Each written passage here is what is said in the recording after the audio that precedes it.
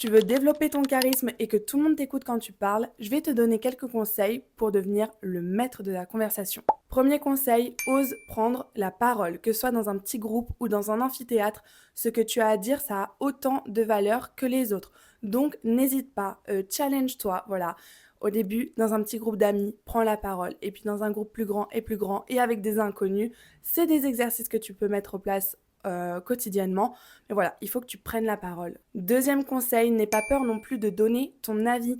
Même si tu es devant 100 personnes et que ces 100 personnes ne sont pas d'accord avec toi, tu as le droit, si c'est un débat, une discussion, de donner ton avis et de ne pas être d'accord. Et tu verras même que certaines personnes qui prétendaient ne pas être d'accord au début, une fois que tu auras parlé et que tu auras donné ton avis, vont se joindre à toi. Parce qu'il y a plein de gens qui font des petits moutons et qui choisissent d'être d'accord avec le leader du groupe alors qu'en vrai ils sont pas d'accord.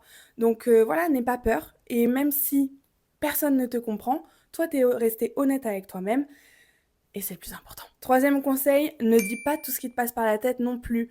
Fais attention à pas te confier trop vite parce que quand j'étais en Italie, j'ai rencontré une fille qui m'a parlé de son avortement en Pologne qui était illégal, etc. Alors que ça faisait 1 heure qu'on se connaissait. Enfin, elle en a même pas parlé qu'à moi, elle en a parlé devant, voilà, on était 10 personnes, 10 étudiants Erasmus, on venait de se rencontrer, elle a balancé ça au milieu du bar.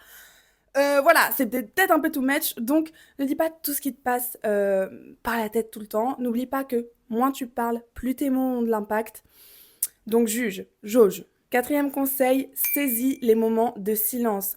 Non, le silence, les moments de blanc, c'est pas gênant. Au contraire, ça montre que tu réfléchis. Tu peux même jouer avec ça. Quand quelqu'un te pose une question, tu peux regarder la personne dans les yeux et réfléchir, genre attendre 1 ou 2 secondes avant de donner ta réponse. Voilà, ça montre que c'est toi qui est le maître de la discussion et on va à ton rythme. Et cinquième conseil, apprends à connaître ton auditoire avant de parler. Parce que tu ne t'exprimes pas de la même manière et sur les mêmes sujets avec ta famille, avec tes amis, avec tes collègues, avec ton mec, ta meuf. Faut vraiment faire attention, bien jauger. Est-ce que c'est un langage familier, soutenu, courant Est-ce que tu peux parler de vraiment tous les sujets? Voilà, c'est une preuve d'intelligence que de se formater à son auditoire et ça fera en sorte que les gens t'écoutent encore plus. Si tu as besoin d'autres conseils autour du développement personnel et du mindset, viens écouter mon podcast Myself First qui est disponible en bio.